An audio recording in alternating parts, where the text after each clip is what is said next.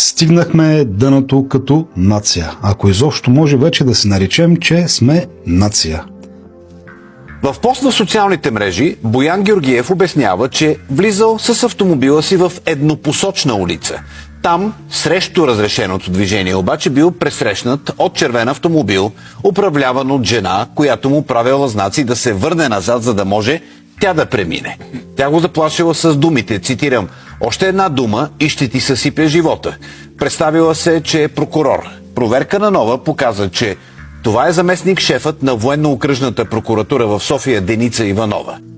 Политици и депутати спокойно обиждат, заплашват и осъждат дори хора от народа, граждани.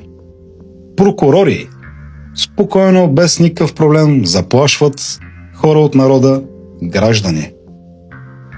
Политици без никакъв проблем спокойно си взимат бизнеси на хора от народа, граждани. България, държавата на шурубаджанащината. Всеки е човек на някого, всеки е шеф във Фейсбук. Никой никого не обича.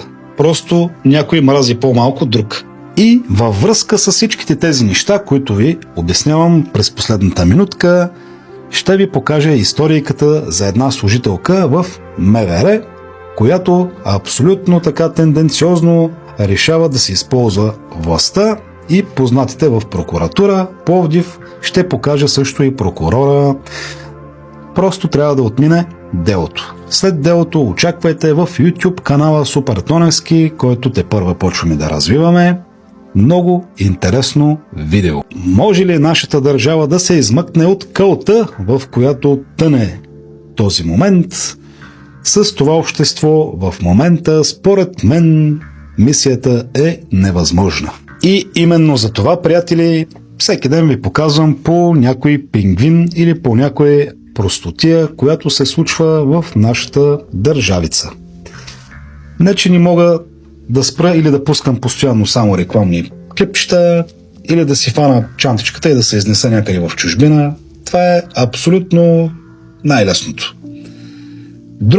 Друг е замисълът на всичките тези неща, които продължавам да правя.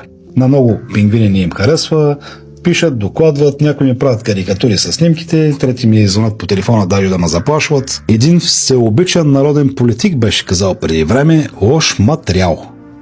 Дали е бил прав,